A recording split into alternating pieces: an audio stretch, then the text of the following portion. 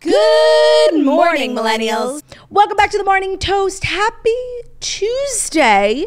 I was confizzled. Miss Frizzle was frazzled because it's Tuesday. It's my first day back in studio. We did an episode yesterday. We recorded it on Sunday. But it is, in case you were frizzled like me, it is Tuesday. Which is exciting for us because it's inadvertently, the week is off kilter, giving the vibes of a short week, though it is not. It's actually very much like a week, you know? It's giving week. It's giving week. Like, there's so much going on in the world. I think it's you UN don't even week. know. I don't want to trigger you. It is UN week. The streets are barricaded. If you live anywhere near the UN, wishing you well, best of luck, Godspeed to you and your family. The president is in town. It's not normal. Like, the way I always feel this way. Like, if I was the president, which, oh my God, how lucky would you all be? I would never leave the house. Like, I know, like, as a president, like, you have to do stuff like outside of your house, but the way it inconveniences my subjects, I would be acutely aware to. And I would like, the way the whole city has to shut down for one motherfucking person, like, it's giving unnecessary. I agree. And you know who was all about that life? Who? The Queen. Yeah. Never brought everyone to her, like, made sure her homes for centuries have been palaces. So true. That she would want to spend all of her time in, and the people came to her. So true. But now it's like all of that energy is inverted because I don't know if you watched the funeral yesterday, but the whole city is on fire, shut down for this woman, which is it was so gorgeous. We'll talk about it. Okay, but that's once every 75 years. Right. Because she's just like a selfless queen, and we love that for her. It's crazy how I still have so much mid-September trauma. Like, I'm still thinking, like, is it UN week? You know? Right. No, that's the way your brain is wired. And we're miles and miles and miles apart. By the way, that was great. Second of all, now that you just got me thinking, like, when you compare Buckingham Palace to the White House, like, the White House is, like, tacky as fuck. Like, it's giving, like, gross, because every 4 years there's, like, a new person, they redecorate. Like, the Queen is, like, so old school. Like, it's only her family who's lived there for years and years. But when I, like, think of the White House comparing it to Buckingham Palace, I'm like, ew. Yeah, I think there's pros and cons to both. From what I understand, like, these palaces are old and they require so much upkeep, and it's, like, impossible. There's, you know, wallpaper crumbling. I think they have, like, rats and stuff all the time. It's really hard to keep them up. I do think the White House, it's more modern because it's only a few centuries old compared to, like, and they redecorate every couple of years. Right. So, you know, Kumza Fresh, I actually think it's a tabula good thing. rasa. Tabula rasa. That's the thing. It always comes back to tabula rasa. Yeah, like, if I were in the White House, you know, every room would be thumma. If I was in the White House, the whole thing, deadass, would be from Wayfair. Oh, for sure. Because I have unlimited, like, expenses. I could do whatever I want. Like, I want Wayfair. Yeah. And a sprinkle of Jonathan Adler, which they do sell on Wayfair. Wayfair is really great. Sometimes. Right, not when they're trafficking children. Right. Oh my God. I, like, can't ever forget about that, unfortunately. Who could? No, everyone forgot. But, no, like, they haven't. I actually had a really pleasant experience with Wayfair a few weeks ago. Like, oh yes, tell everyone. That was the craziest thing. I will tell everyone.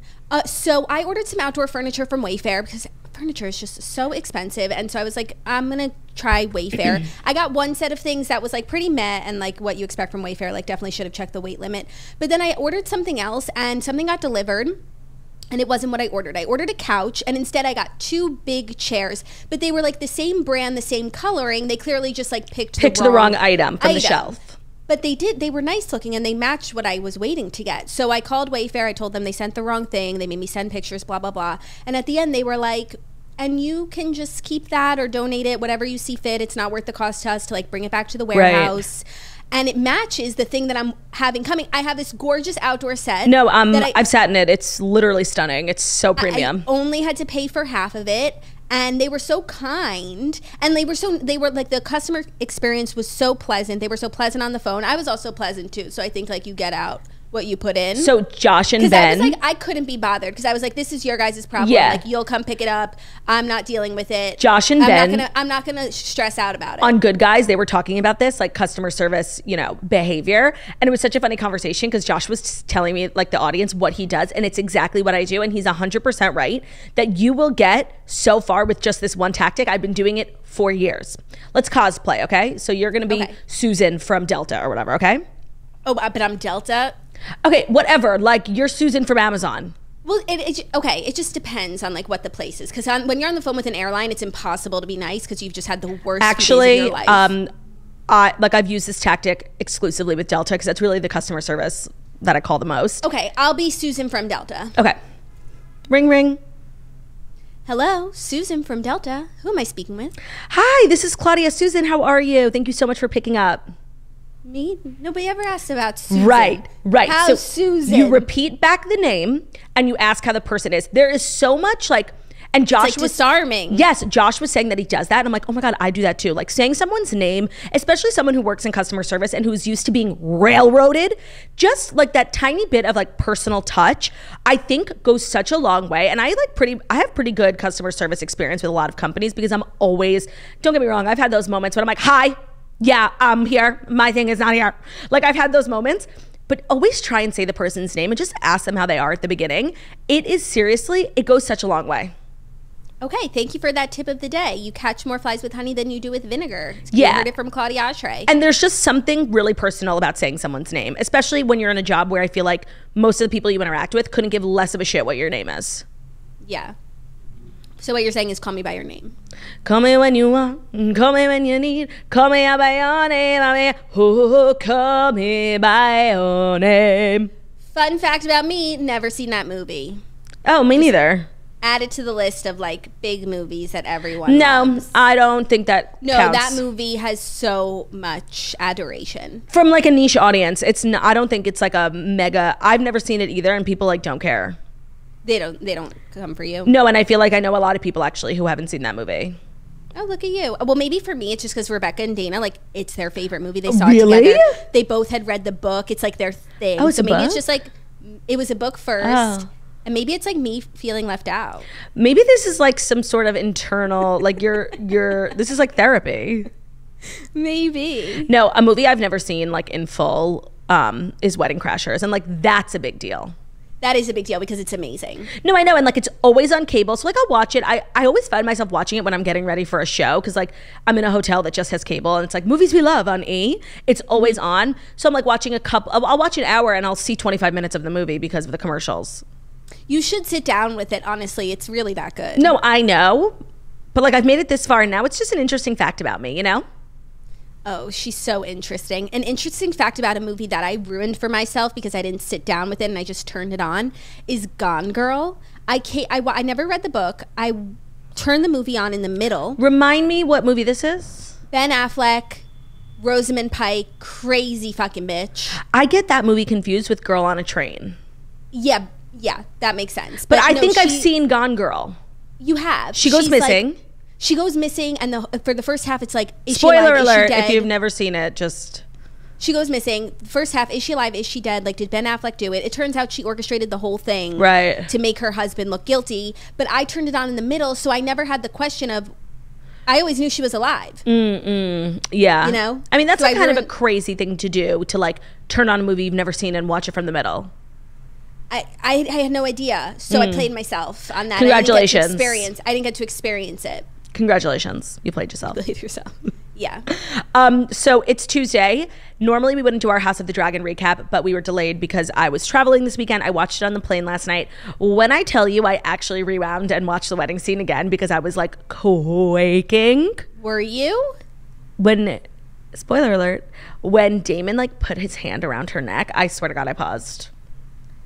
Oh, I watched it last night too. The episode like didn't do that much for me.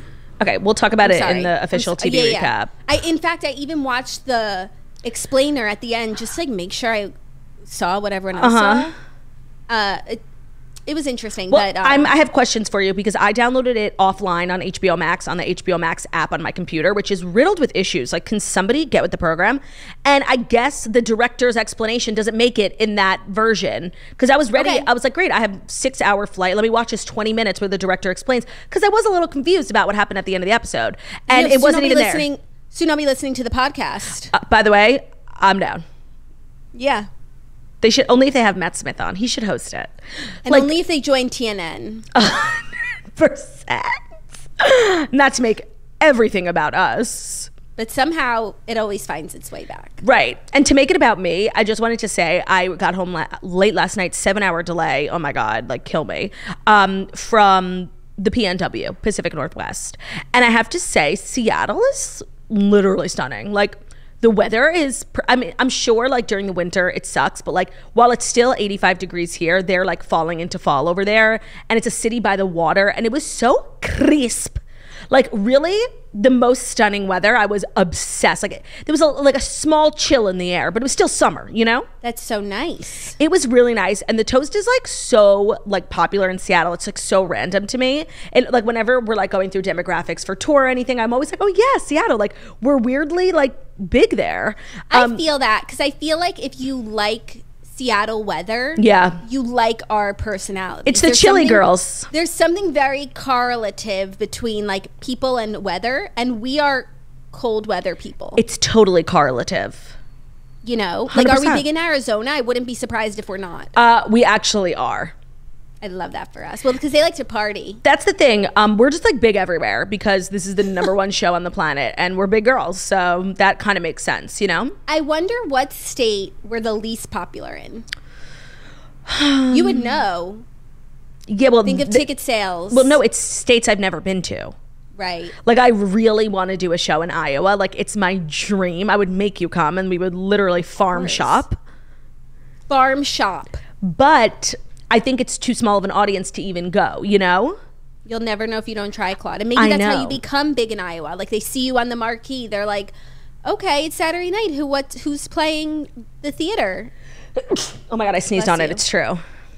I'll go with you. If you book a show, I will. I really want to.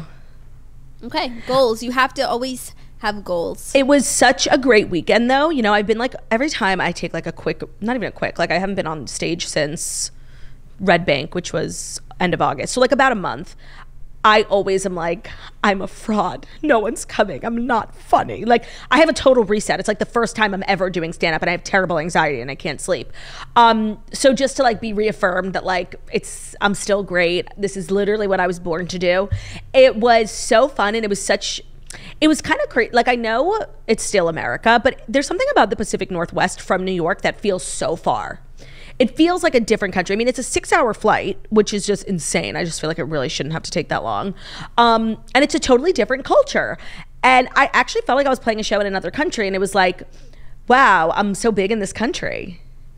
That's nice. Do you know what I'm saying? For you, I do know what you're saying. It did feel like you were really far. Yeah, and people like were messaging me like, what do you think about PNW? Nobody ever says that about Cleveland. They're like, it's like a city, you know?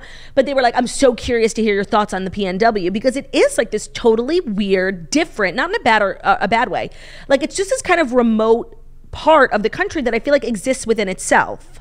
Mm-hmm. I hope I'm not offending anyone. I'm not meaning. I'm saying it in a positive way.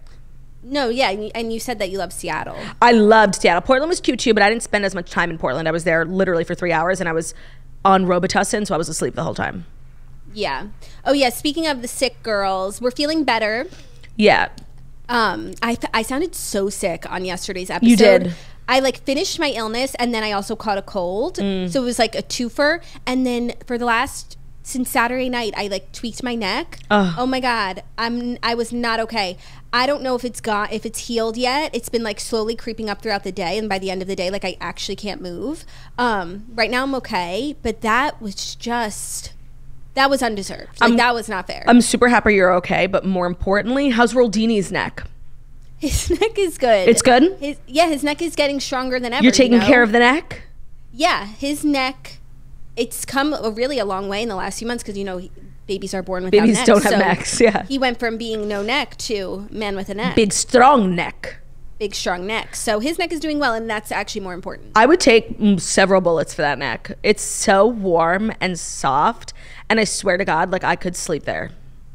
Also, speaking of you taking bullets, something that's been cracking me up is like behind you in the studio. Yes. There is a little hole from where the neon sign used to hang, and someone said like it looks like a bullet hole. Yes. And to me, it's representative of all of the metaphorical bullets that you take for everyone on the daily. Yeah, no, I could spackle it, but it's a metaphor, and symbolism. It's a metaphor. Symbolism is a cornerstone principle of the morning toast. And what you see above my head, if you're watching on YouTube, is a physical manifestation of all the bullets I would take for each and every one of you. Because Band-Aids don't fix bullet holes. You say sorry just for show. If you live like that, you live with ghosts. We're like low-key really creeping up on the release of Midnight's, Taylor's new album. And it's so nice to have a life. You know, I feel like for the last couple of years, like I really haven't had a life. So I basically just sit around waiting for things to happen.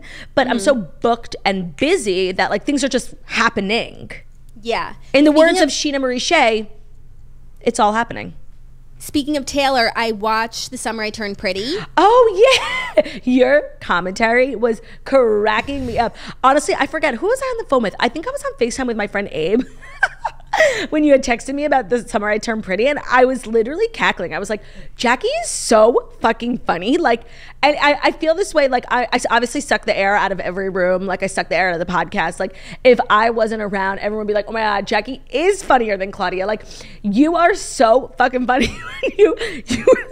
Jackie was sending me text messages, if you watch The Summer I Turned Pretty, of the scene where Belly gets drunk off those like cranberry margaritas and ends up pushing the woman with cancer down the stairs. And her commentary was so fucking funny. But tell me what you thought. Okay, I'm really happy for the campers that they have like content like this. I personally am double Belly's age, so I was feeling like just a little too old to be watching it. But it was really, she's really a sweetheart, but like I just can't relate to her. And like, please explain to me why they call her Belly. Like if I was 15 years old and everyone was calling me Belly, like I would be like triggered. Well, I mean, I don't know what most normal 16-year-olds have in terms of like self-esteem or like body image awareness. I guess like, okay, if anybody called me Belly right now, like literally you're taking a bullet. Jail. You're taking a bullet. Jail. But I think like 16, you're like young enough to still be like carefree about your body. Oh, what a time to be young. Yeah. So, but her name is Isabel, right? So yes. It's Isabelli. Yeah. Isabelli. It was interesting just to watch it from the perch of like an older person. It's like, okay, this is what the kids are up to. This is really like wholesome content for kids to be watching. Like I'm here for that. But I find myself like watching it more from like the parent perspective, which is so crazy. And I'm like, these kids, some of them, like Belly is such a good kid, and like you can only hope that your she kids, stays like, the track. Yeah, she's like that. She is just the model child, but like the boys were being like so moody and mean, and I was like, ugh, is that what I have to look forward to? But like, you know what? That was like I thought they did a good job. That was like such a palpable thing in the book. It's like her family, like they're so fucking mean to her. Like her brother, I wanted to kill. Like he was so mean to her in the book, and like you end up feeling so bad for her, but that's really what it's like to be a teenage girl who's like surrounded by like cousins and brothers. Like they leave you out and they're mean to you and they throw you in the pool. And it was like you feel so sorry for Belly, and that really did translate very well to the show. It did, but then it's also like she gets to go to the Debs with all the girls who are obsessed with her brother and her cousins. Yeah. Like she's the cool. She's that bitch. Cool. She's that bitch. So like I didn't feel that bad for her for that long. I also found myself like I'm more interested in the love story between Steven and what was Shayla. I don't know. I watched a show like 6 months ago. The brother and his girlfriend. By the end, like they're fully in love. Like they're actually going through stuff throughout the show, and I'm like, I want their book. Yeah. Well, you didn't read the book, did you? No, and I'm glad I didn't. Yeah, so it's really kind of really similar. The only few things they changed were Jeremiah is not bisexual in the book, and there is no debutante ball. And even though it was like this big thing in the show, it's like not that big of a deal. I don't really feel like it changed that much for me because it was like the show needed like benchmarks throughout the season, yes, like end of summer. What are we? Yes, I agree. That's shocking that debutante wasn't in the book. I know, but like it didn't bother me. And okay, so like yes, you thought it was like childish and a little immature, but like when he gets up to dance with her at the Deb ball and they play that Taylor Swift song, like you died, right? I actually did die, okay. And I'm very Team Conrad. Duh. And I like him as a person. I like him for Belly, and I just he's very handsome. And you don't know what happens, right? No, I just watched the first season. So the first season is the first book.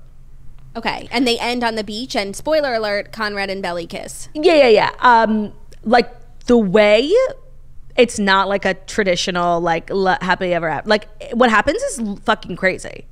Oh, I can't wait to hear, but I don't think that it's going to be like, they honestly shouldn't have kissed because he's about to go to college and like meet real women, and it's going to make Belly look even younger. Like if they're ever going to have a chance of being together forever, like she needs to get a little bit older because he's on the precipice of adulthood and she's a sophomore. You just have to wait. Like you'll say the show covers a span of I think like 10 years. Wow. Yeah, so they grow up. That's like Tell Me Lies on Hulu, which you really need to watch. I know. I need to read the book. Well, no, wait. I heard that the show is so different from the book. Oh. But the show is amazing, and I feel like if I read the book and then the show was different, you would be I would like hate comparing. The show. Just watch the show, I okay. think. Okay. I will then. And did you start a new book on the plane? I did. So I finished this series by Abby Jimenez, which is so fucking good. Like, I want to recommend this book. Like, first of all, there's a major trigger warning. It's like really covers a lot of infertility, and it was so fucking sad. But like the name of the book is called The Friend Zone, and on the cover it's like 2 cartoons. And so I thought I was getting ready for like some porn, you know. Not only was there like no porn, which I didn't mind, it was like the most sad, serious book. I cried 2 times. Why the fuck is it called The Friend Zone? Like at no point are they even friends. Like it was like really misleading, and I feel like if people knew what it was about, they would want to read it more. And then there's a sequel, which was like silly and cute and fun, whatever. But the first part, it's called The Friend Zone, and then the second one is the Happy Ever After playlist, and then there's like a playlist that goes along with it, which is really cute. The Friend Zone by Abby Jimenez is incredible. Like it was so good. I think I finished it, and I swear to God, 30 minutes. I was obsessed. Then on the plane, I started City of Likes by Jenny Mollen that you told me to read, and it's super good, except like the protagonist makes me want to kill like myself. Like she's so fucking depressing. She literally makes me never want to become a mom. The way she like talks about motherhood, I'm like, this is what it is. Like, yeah, she's like stressed to the nines. She's so fucking stressed, and she's like not helping her case. And honestly, her husband fucking sucks. Yeah. But I see the makings of a good book. Like you're totally right. It's someone I hate when people write about like social media or just like a certain thing, which is totally, you could tell is from an outsider's perspective. Yeah, she writes, it's about influencers and social media, and like she really nails it. And she nails like that, like Chelsea House is obviously Soho House. I'm a member of Soho House. Like she nails everything about like these membership clubs. Like she's totally right. Yeah, so that's why it's really good. Dana recommended it to me. I would recommend it to anyone, City of Likes, and I read it so quickly. Like it was really just an enjoyable read. So maybe I will just watch Tell Me Lies on Hulu before I read the book. Yeah, it reminds me of Sex Lives of College Girls. I don't know if I told you that yet. You did. So I love Sex Lives of College Girls. I know. It was good to be back there. Okay, good. So content plates are full. I still haven't watched Manti Te'o, but it's totally on my list of things to do. I'm just like so busy. Like I said, booked busy. I have another show this weekend in Long Island. It's my last show in New York, and I think everyone should come. Tickets available at girlwithnojob.com/tour. I love performing in Long Island, like on Long Island, sorry. There's really nothing like it. I'm excited for everyone. Thank you. And for you. Thank you. And it's Rosh Hashanah next week, which means we're encroaching upon Yom Kippur season, so everyone just keep that in mind. But first up, we have Rosh Hashanah, which is a nice holiday. It's the Jewish New Year. We're going to reset, renew, and it's going to be nice. Yeah, it is going to be nice. So I think without further ado, we could get into the fast 5 stories that you need to know before you wake up and take a bite out of your morning toast. Today's episode is brought to you by Spritz Society. Woo! So based on the idea that taste matters, Jackie, Ben, and I created Spritz Society after seeing a market need for a canned cocktail that actually tastes good. So you guys know Spritz Society is our brand. It is canned cocktails. We come in 5 different flavors. We are delicious. We're carbonated. We're all natural. We've got blood orange, pineapple, lemon, grapefruit, and most recently peach, which is really climbing the ranks to be everyone's favorite flavor. And now we have the founder favorite bundles. So if you don't know what to try first, then you can trust us. Ben, Jackie, and I each created bundles of our favorite flavors that you can buy at spritzsociety.com. Each bundle comes with 6 4-packs of our absolute favorite flavors. So Jackie's comes with 3 peach and 3 pineapple. Mine come with 3 grapefruit and 3 lemon. I love mixing grapefruit with tequila. It's also good on its own. And lemon is like, it's giving Poland spring energy. It's refreshing, it's delightful, and sometimes I forget that there's wine in it. So you get an 18% savings when you buy the bundle.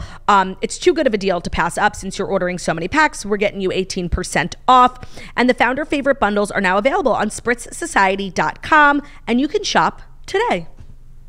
Thank you, McClardia. You're welcome. Okay, our first story. The Queen has been laid to rest. Monday morning was her funeral procession in the UK, and some celebs turned out, making this a toasty story. Totally. Bear Grylls and Sandra Oh and more celebs attend Queen Elizabeth II's funeral. Who's Bear Grylls? Like, that sounds familiar. Man vs. Wild. Is it Bear Grylls? It's spelled with a Y, so Got that's it, okay. probably why. But you know Man vs. Wild, and like then Zac Efron's always trying to like be him, yeah. Grylls. Yeah. But he, Sandra Oh, and Sophie Winkleman were among the celebrities who attended Queen Elizabeth II's funeral at Westminster Abbey on Monday. A lot of people were very confused as to why Sandra Oh was in attendance, but she has won a medal as a member of the Order of Canada, and she went as a representative, which was exciting. And Bear Grylls represented the Scouts at the state funeral because he is Chief Scout. Of course he is. I mean, if he's not Chief Scout, there's nefariousness. Okay, I mean, the fact that Sandra Oh got to go, and Sandra Oh also happens to be the actress who said, Gupta, the Queen is coming, is really art imitating life. Yeah, no, that's how you know, like, there's a God and he's making things make sense. Or that's how you know that we're living in a simulation, because, like, that's simulation tings. Yeah, it is. Someone's fucking with us. Yeah, it's like a little too on the nose. It is, but it was wonderful to see her there. The funeral's actually like not that star-studded considering what we've seen like from royal weddings and such, but it was very, very serious, very focused on Her Majesty. And I know it's like not about this particular thing, but like the royal women looked like it was for the history books. Like there's a picture of Kate going viral where she's just like wearing her hat and her veil and she's looking forward and her glam is like sickening the palace down. And that photo, like, remember how when Harry and Meghan like had their last royal event and she wore that blue dress and it was raining and there were all the lights and they took those like movie star textbook pictures? Mm-hmm. This picture of Kate is in the textbook too. Like it's so stunning. Yeah, she's also wearing the Queen's pearls and earrings and I think a brooch as well. Speaking of photos, the one of Princess Charlotte crying after the funeral, like, no, kids are so real. Like they're gonna keep it real, you know? Yeah, it was really a beautiful 10-day procession. The funeral itself and all the fanfare. It was very moving. It was a funeral fit for a queen. It was. It was moving, and you know, I feel like there hasn't been a lot of like there's tabloid stuff because people pick apart everything, but as it pertains to like Harry and Meghan, like with the family, I feel like there's really nothing happening, which is good. Like no news is good news. There's nothing real happening, but like every single headline is about so and so was sitting here. They were in the second row. Right. Like Harry doesn't salute because like, well, I actually thought that was interesting. Like when they all the family in their uniforms like walk by and they salute because Harry's not a working royal. He doesn't salute. And he's not in his uniform, so he doesn't salute. Right. But he was in his uniform for some of it. For one thing. Yeah, he looked really hot. Like I was feeling it. Uniform maketh man. No, and now I know what they say, like why they say there's something about a man in uniform. Like there is. No, there is, and it's working for all of them. Every single one, especially because like the hat covers William's head, so he was premature balding. And you know, Harry's also premature. It's obviously a genetic thing. And if I thought that James Hewitt was his father, I now don't, because I've really noticed through all these pictures that he's balding. Could be coming from Diana's side because Charles has a nice head of hair. Oh man, that's so that doesn't true. Change anything. That's so true. Yeah, it's happening to Harry too. How much younger is Harry than William? That's a great question. Let's get some answers. He's 38. Who? Harry. Sorry, that wasn't clear. Helpful. And William is 40. Oh, so they're like super close in age. Yeah. William looks much older. Yeah, I don't know. Not with that uniform on. No, he should walk around in that all day long. Yeah, and I think now he has to. Oh, totally. Also, everyone in the family is moving on up. Like, Charles inherited Queenie's estate. Mm-hmm. William inherited Charles $1 billion estate. Wow. They're all getting houses, jewelry, the works. Sickening. So it's really, genuinely, quite literally, the end of an era. Yeah, and I think that now that the public mourning period is over, like, the family will now mourn in private. I think King Charles is going to Balmoral, so hopefully they get some time off to actually, you know, deal with the loss in their life, and things might be quiet. Yeah, I'm sure Harry and Meghan are running back to California. I think if anything, like, this whole saga reinforced for them, but like probably specifically Meghan, how like happy they are to not be working royals. Yeah, well, I think maybe in this one moment they maybe wished that they were time to be a working royal. Yeah, because they would have been in the front row and they would have been wearing the uniform, and not everything would have felt like they were second in line. Yeah, they would have been more a part of everything. That's true too, but I think like it's probably like traumatizing, like when you're back in it, it's like reminding of all the reasons why you left, like the tabloids. And I'm sure it's worse than ever now because of everything that has happened. Yeah. So I will miss seeing, you know, the gang back together, but it's time for everyone to go back to their separate sides of the Earth, planet, the pond. Yeah. Pond. Thank you. Yeah. No, I'll miss it all. I'll miss her. Yeah. The new era begins. King Charles, Cavalier Spaniel. Bryce is the king of the UK. Never thought we would see it. I would. I knew. And he has risen to the challenge. Actually, Theo's older, so he would probably be the king. Yeah, that's true. Oh my! Every time I look at Bryce, I'm just like, King Charles. I'm just like bowing my head, curtsying. I wonder what kind of dogs King Charles has and why they aren't King Charles's. We don't know if they are or they aren't yet. We wouldn't, but the thing is, we would know if they are. Like, everyone would be sending it to us. So true. So true. So they're not. Which just is missed opportunity. Another X in the Charles column. 100%. But it's hard. He's making it hard. So hard. Oh my God! And these temper tantrums he's throwing, girl. No, stop. it's low-key embarrassing. Girl, the queen would never. It's giving toddler energy. 73-year-old toddler. 73-year-old toddler. Are you ready for our next story, which is really the big celeb news of the day? Yes. Model Sumner Stroh claims she had an affair with Adam Levine. An Instagram model is going viral on TikTok Monday for accusing Adam Levine of having an affair with her. The woman, Sumner Stroh, did not identify the cheating party at first, only calling him a man who is married to a Victoria's Secret model, and then showing screenshots of DMs with his whole last name. The Maroon 5 frontman has been married to former Victoria's Secret angel Vempati Prinsloo since 2014. She said, Sumner, quote, "At the time I was young, I was naive, and quite frankly, I felt exploited. I wasn't in the scene like I am now, so I was definitely very easily manipulated. However, at the time, it was 2022, so just keep that in mind. Was it 2022? Like, a lot of her screenshots were from this year. Oh, okay. So, yeah, at the time. So, I guess she became in the scene, like, in last week, yes. Yeah. She said that the affair took place last year when she graduated college in 2021. And she posted in the video, you know, that they had an affair. It was whatever. She wasn't going to say anything. But that Adam Levine then DM'd her saying, okay, serious question. I'm having another baby. And if it's a boy, I really want to name it Sumner. You okay with that? Dead serious. There's so much to unpack here. Let's unpack the part that, like, Adam Levine cheats on his wife with women he meets on Instagram. I'm sure there's more women because you don't just like do it once, you know. That's like obviously no, and you don't act like this casual about it, right? If it's a big deal, and of course that makes me hate Adam Levine. I never particularly like was obsessed with him, but like I was into him. You know, Maroon 5 is a good band. I have literally no respect for him. I think it's disgusting. His wife is pregnant and he's still DMing this girl. This is like musician tings. This is not surprising. This is what people in Hollywood do, etc., etc. What I found to be so interesting was this video. And this video came up for me naturally on my For You page. And then I like watched it digested it.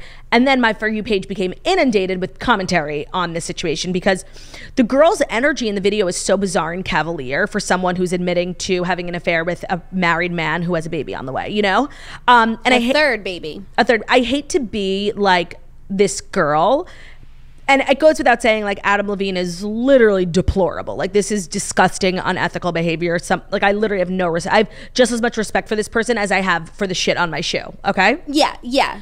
But like low key, like you are a part of it too. Like everyone knows he's married. He literally tells you he has a baby on the way. Like you should not be like making videos. Like this is embarrassing for you too. Like, ew. And like she didn't seem apologetic. She wouldn't even like say Bahati Prinsloo's name. She was like, this model, like very dismissive. And it's like, it's a very bizarre video because you're exposing yourself and Adam for sure, but you're exposing yourself too. And like nobody asked. And then you came out here and said you literally like home wrecked. It takes two, it takes two people to wreck a home. Right. I feel like she's trying to position herself as like a victim, sort of. It was giving victim mentality. And like that's not going to work for me. No. Because, again, like you engaged in this. And by the way, there is totally a power imbalance with like a mega star and a girl who's clearly trying to become famous, whether it's through Instagram, through modeling. Like there's a power imbalance. But you had an affair with a married man. Right. And so that is what it is. But like asking then sort of like for sympathy. And right. That's where it doesn't and land then for me. Like, you know, obviously now people are inundating her socials. She updated the caption on her most recent Instagram post to be like, you know where to find me for more content or whatever. Like very promoting. So it's just, I don't know what to make of the situation. I just think like Adam Levine, like my respect for him is completely depleted. I think he's gross, but I also thought it was just like a weird fucking flex. Like, so you're out here making this video, like admitting you did this horrible, unethical thing with Adam Levine. Like you're both. But we're not supposed to like focus on that. We're supposed to focus on the fact that he wants to name his baby Sumner. Right. No. Wait, what'd you just say? No, and like, what did you say? And maybe someone could explain that to me. Like the discourse is very much like not us blaming the woman. No, I'm blaming both of you equally. Yeah. Actually, maybe a little bit more Adam Levine since you're the one with the wife. But like you're a woman. You're supposed to like support your fellow woman, not fuck her husband. Yes. And so a lot of the discourse is like, well, why are we focusing? Like I saw Sarah Foster posted a TikTok and it was like, men who cheat are disgusting. So are the women who cheat with married men.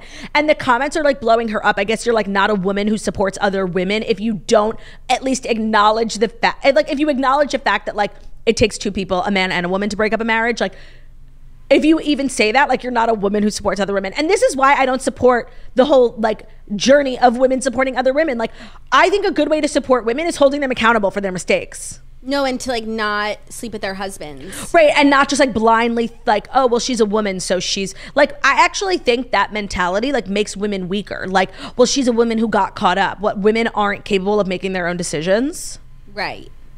I don't know. I'm not into this at all, and I feel like it's really highlighting for me this like what's wrong with the concept of women supporting other women.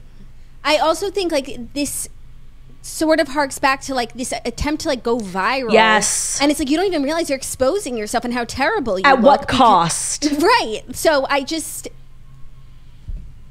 I don't think she did what she thought she was doing. It's giving BLE from everyone involved. Big loser energy.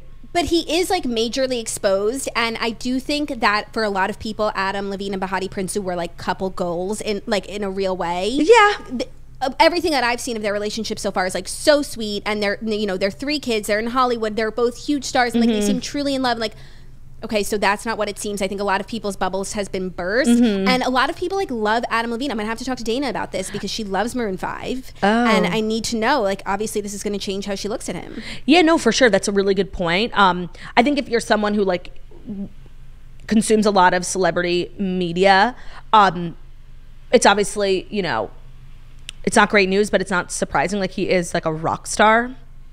And I know, but that's why when it does seem like it's the real thing, and like that these it's a real marriage and they're in love and they're committed to each other. That's why we ship so hard for couples that we think that. I wouldn't put Adam and Vempati for me in that category. I feel like I've heard things about him before, like I never had at the Victoria's Secret fashion show, like being nefarious. Like I feel like I've heard things. I never heard anything. This is like if I heard something about, I don't even know who seems so great anymore. Yeah, no, nobody. Like everyone's letting us down. Yeah. Oh, do we have it as a story that Kelly Clarkson got her star on the Hollywood Walk of Fame? No, I meant to. If you want to bump one that you don't like, we could talk about it now. I will bump a story that is just, I picked it for its losery energy, and I was excited to share it with you. Damn, now we can just talk about the fact that Kelly Clarkson is a star on the Hollywood Walk of Fame. Which is so long overdue, but the reason why I wanted to talk about it and why I was like deeply moved was because, you know, when you get a star on the Walk of Fame, you invite like a couple select celebrity friends. That's what makes the thing like a photo op. And she had Simon, Randy, and Paula, the original OG judges of American Idol, standing behind her. And I swear to God, I could cry. Like it was so moving. So moving. And we love that Kelly like never forgets where she came from. And even though I do think a lot of the American Idol post-fame and the work was like kind of really toxic for her, like the record label that you automatically sign on to and everything that comes with that. They own all your crap. Yeah, I think she had a hard time transitioning. But still, she and like so much of where she got to, so much of how she got to where she was. Like, yes, American Idol was a huge launching pad, but like she worked so hard. She went through highs, she went through lows. Like there are people, Carrie Underwood, of course, they don't have a morning show. Like she's really gotten to where she is so much in due to the fact because that's just like what she was meant to do, and she works hard and she has star quality. And American Idol was helpful in discovering that. So it's very cool that she is paying homage to where she came from. It's why we love Kelly. She's a down-home girl. She remembers her roots, and I thought it was beautiful. Kelly, that's beautiful. Kelly, that's beautiful. Are you ready for our next? And last week, I misspoke. I don't think the Kelly Clarkson show is permanently moving to New York. I think they did like premiere week for her season, like big promo in New York. Oh, okay. Sorry. Sad for New York. So I guess we can't get tickets. Tickets. Are you ready for our next story? Mm-hmm. Oh, wait, no. No, she's not. Is it the next story that's brought to you by Canva Pro? Yes. Creating visual content is an essential part of what we do. If you follow us on social media, you know we're always turning out sickening content. And you might be shocked to learn that Jackie nor I are graphic designers, yet all of our content looks like it was made by a team of graphic designers. But that's because it was made by Canva for Teams. Ever since we found Canva for Teams, it has been so easy to collaborate and design with Jackie, which makes the whole process so much more creative and fun. Canva for Teams is a design platform that makes it easy to create stunning content in any format. From social media posts to videos, presentations, websites, the endless templates and premium fonts, photos, graphics, and videos add personality and edge to our content. With featured designs for brand consistency, Canva for Teams makes it easy to maintain your aesthetic, add your logos, your fonts, your colors to anything you create. It also streamlines how we do social media too. So we can plan, create, and share social media content directly to all of our channels from one place, and even schedule posts ahead of time, which is great for weekends, for vacations, when I'm on tour. We're scheduling content so we don't have to be on our phones all the time, and we can be present girlies. If you want to collaborate with Canva for Teams, right now you can get a free 45-day extended trial when you go to canva.me/toast. That's canva.me/toast for a free 45-day extended trial. We enjoy using Canva Teams so much. Jackie can go into a template, mess around, then I can go in, see Jackie's changes. It's collaborative, it's easy, it makes it look professional. Canva.me/toast. Love it. By the way, Adam Levine has denied the affair. He just spoke to TMZ. He said, quote, "I used poor judgment in speaking with anyone other than my wife in any kind of flirtatious manner. I did not have an affair, nevertheless. I crossed the line during a regrettable period of my life." He said his interactions in certain instances became inappropriate. Quote, "I have addressed that and taken proactive steps to remedy this with my family." He said, "My wife and my family is all I care about in this world. To be this naive and stupid enough to risk the only thing that truly matters to me was the greatest mistake I could ever make. I will never make it again. I take full responsibility. We will get through it, and we will get through it together." Well, I guess that's interesting in the sense that her video had, you know, rock solid proof that they were communicating, not that they were having an affair. Yeah. So then he's calling her a liar. Well, he's saying what you saw in the video is true. I did message inappropriately and in a flirtatious manner, but she didn't have any proof that they were ever physically together. Maybe that's her next video. Like, he says they never had an affair, and then she's like, boom, picture of us in bed. Yeah, maybe. So, I mean, now, like, he has the benefit of the doubt because there's no proof of the affair. There's just proof of, you know, flirtatious messages, which is not okay to do if you're a married man with children. And also, like, it's not just flirtatious. It's not just flirtatious No, of messages. course not. Of course not. But he's, you know, leaning into the fact that that's the only rock solid proof that she had.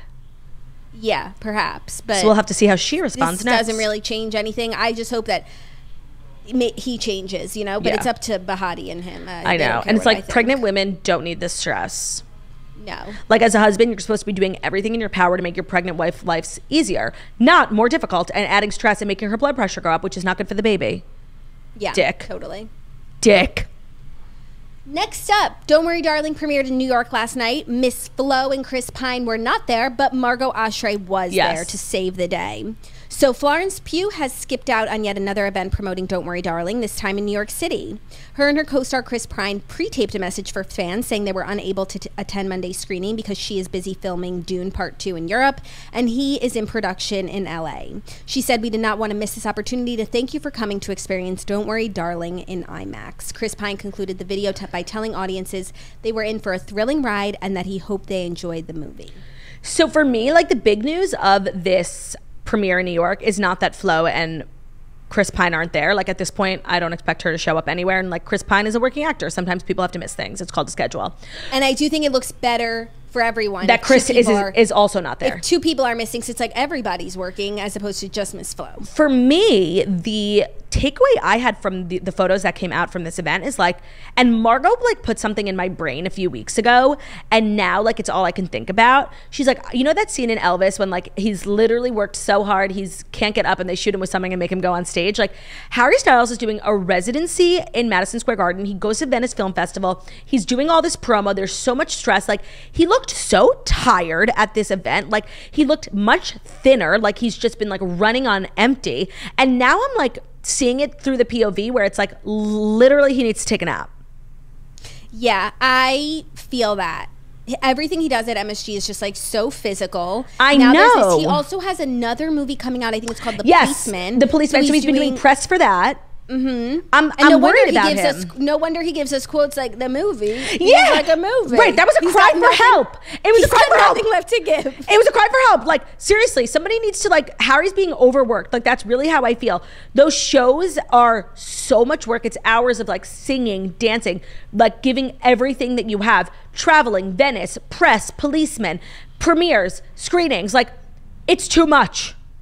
And it's like this residency at MSG, which I'm thrilled about, and I hope to be able to see a show. It's hella unnecessary. He just did like an American tour. He ended it, and then it was like, surprise, 10 more shows in New York. Why? The tour's over. Money. Someone is behind the scenes injecting his ass with steroids. Like, let him go to sleep. Yeah, that's a good point. And him and Olivia, like the pictures and the footage is like giving no chemistry. I'm so convinced that they're not together. Do you think that any of the recent drama has changed things between them? Yeah. I mean, because I don't know if this is how it works when you're in a relationship like with a fellow public figure. But if there's like drama from the public figure and it's like the backlash is kind of splashing on you, don't you have to evaluate, like, is this relationship worth it? It reminds me of Sabrina Carpenter and Joshua Bassett, you know? Yeah, I agree. And I think for a lot of fair weather celebrities, it's like, get your stain away from me. Right. I don't think Harry Styles is like that, though. You think he's scrupled? I don't know him at all. I think he's scrupled, and I think he's like, if I love you, I believe you, like, we'll ride this out together. Mm-hmm. But what if, like, he didn't know about, I mean, he got Shia's part. What if all this time Olivia was like, it was you, I had to fire Shia. Oh my God, and Shia totally exposed Olivia to the public and to Harry. Yeah, so that's the only thing. I don't think he cares about bad PR. Like, he has enough goodwill PR, like, for the rest of his life. But there's also just the notion and the possibility that they're not being even remotely in love as in public for the film. because they're being professional, and this is Olivia's directing, not her debut, but it's like a huge deal for her as a female director, and maybe they're just sticking with that.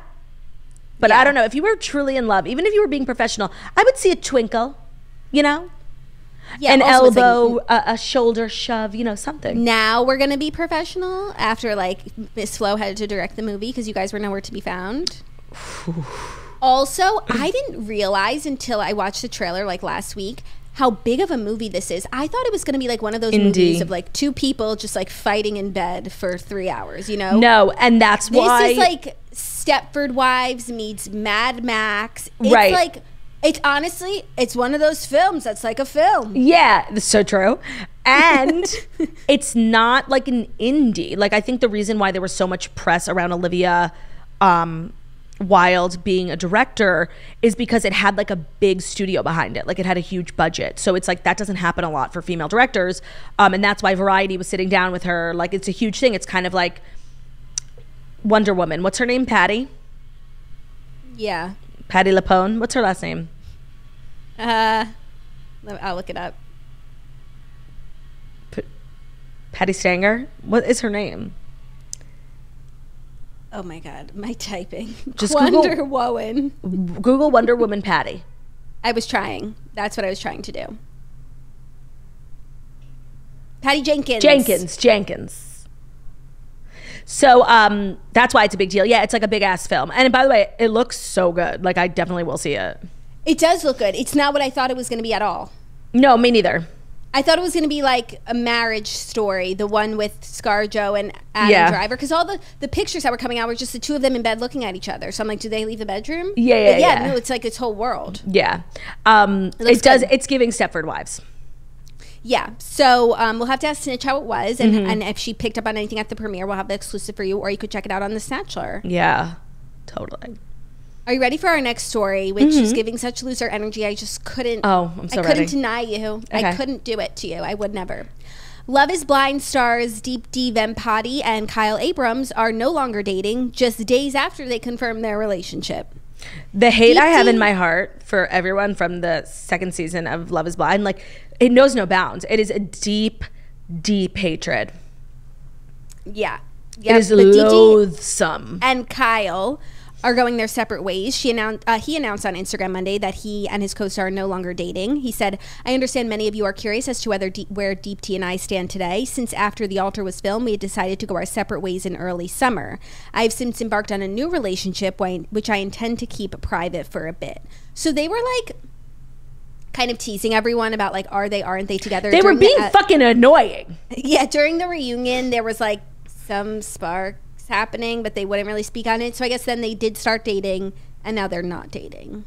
And I truly don't care. I hate all of these people. Like, when I see them doing interviews on podcasts, like, I will make a mental note to never listen to that podcast again. Like Natalie, Shane, like, I hate all these people because and you know what?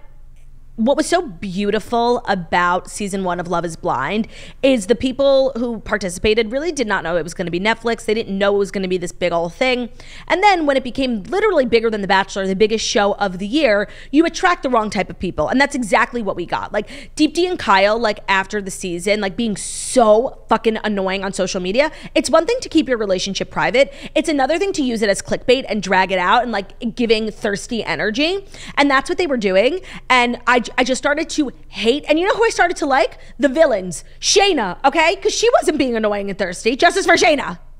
Justice for Shayna. Also, this guy is just red flag central. First of all, the fact that he proposed to Shayna, a woman he had nothing in common with, who was like not interested in him whatsoever. And even once they got together, he like wanted to stay engaged to her, like just to be on the show. Yeah. Like, so thirsty. 100%.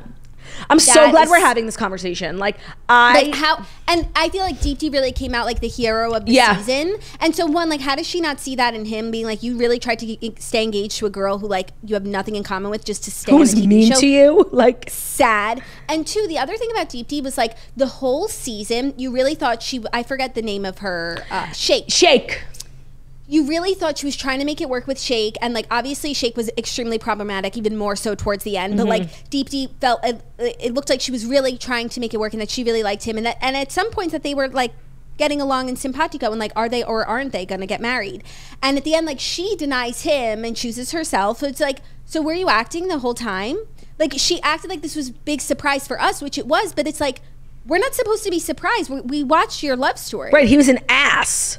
Right, but like, you were committed to it, and then, no, psych. Yeah. Like, you're not an actress. No, the second season, like, made me hate the whole franchise. And like, after the altar part 2, like, we don't care. We don't care. Yeah. We do not care. So they were dating. Care, now we they do not. weren't. No care. We, us. We don't care. And that's what you need to know. Happy for them. Don't care. Are you ready for our fifth and final I story? could tell I got big loser energy. Are you ready for a little sports news? Yeah. Tennis great Roger Federer insists that he is retiring. He says, quote, "I am definitely done." The 20-time Grand Slam winner tells today's Savannah Guthrie that he will walk away from competitive tennis following this weekend's Laver Cup in London. Roger Federer is definitely done playing tennis. He said in an exclusive interview that he is firm on his decision to end his playing. Savannah said, "You know, unretiring is a thing now. Tom Brady. Now Serena seems to be wavering a little. Does she? Are you done?" I guess so. By the way, I'm so here for Serena to unretire. Like, I don't think she has anything. I think she has something left, especially because when you go out losing, it's not a way to go out.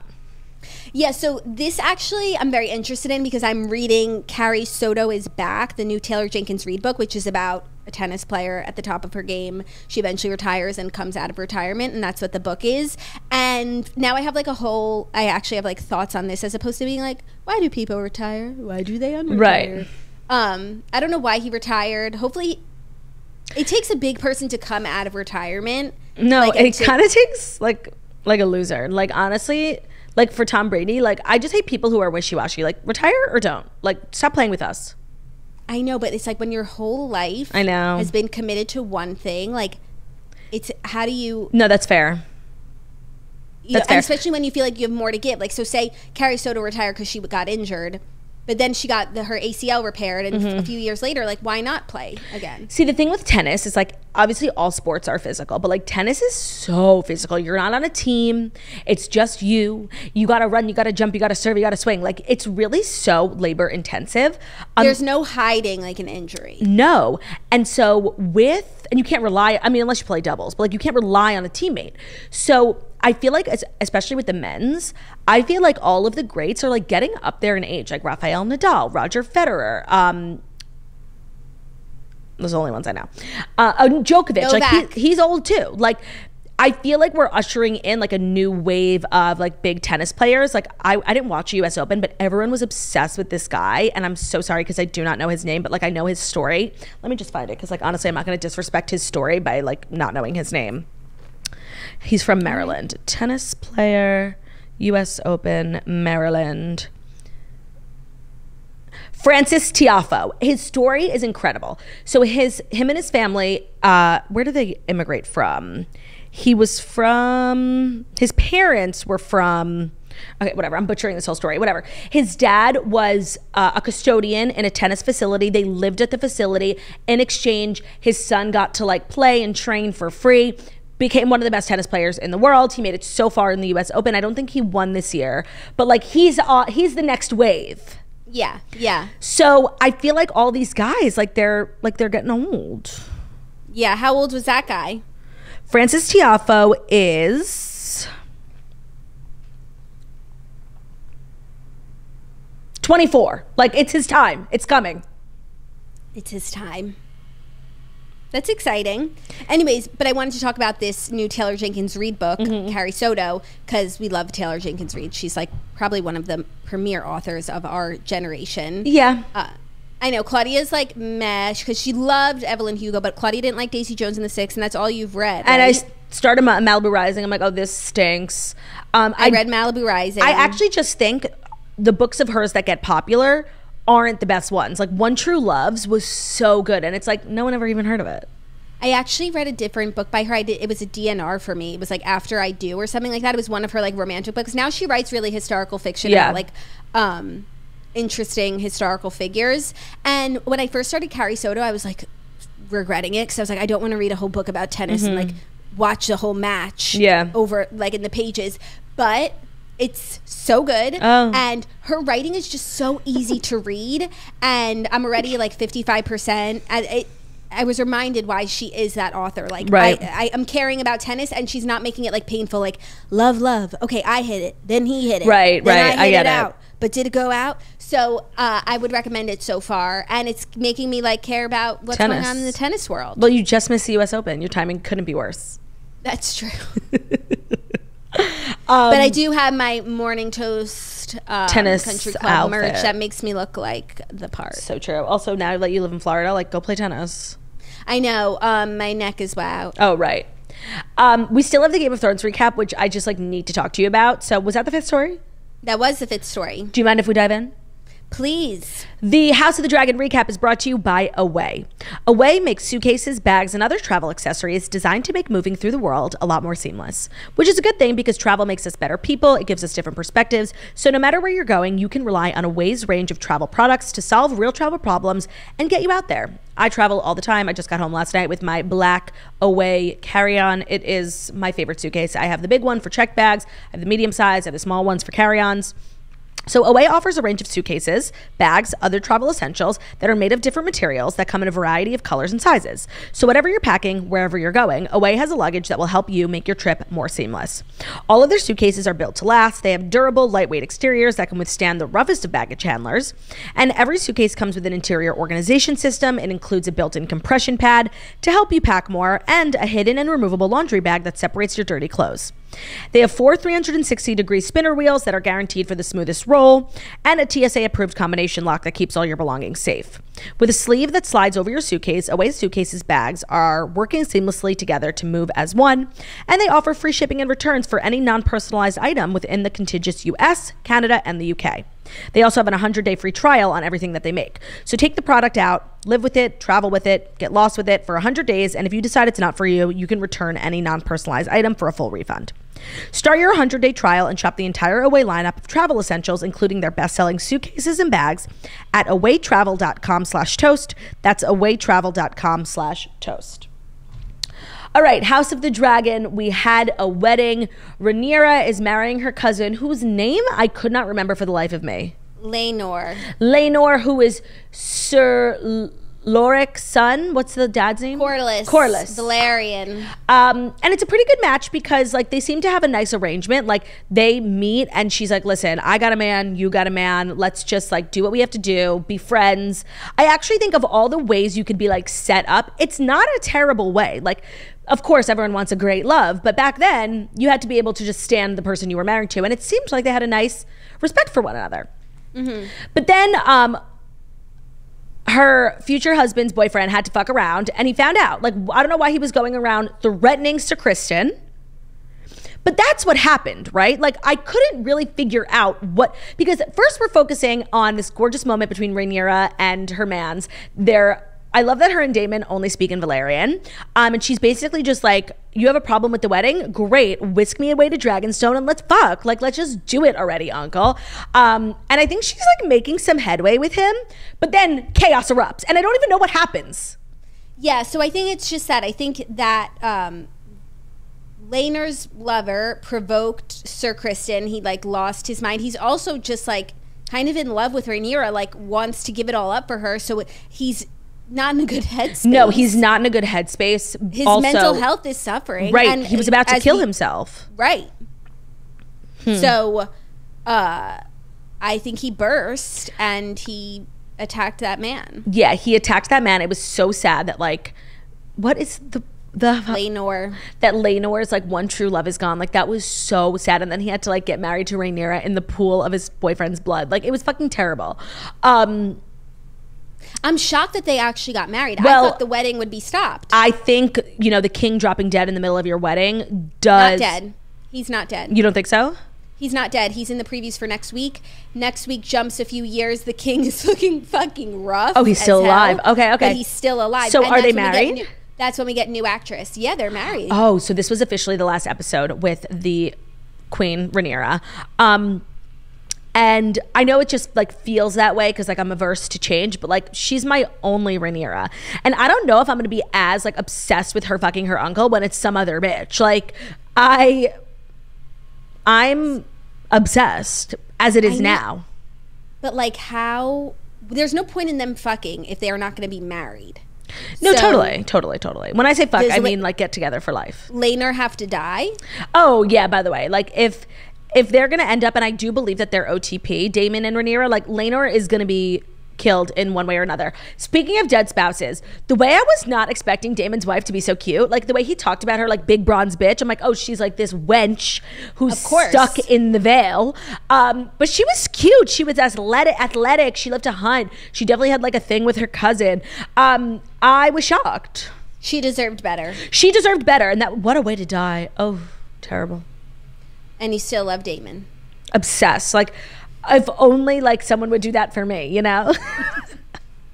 Yeah, what's not to like? What's not to like? It's literally like I'm obsessed. Wow. Okay. Are you not?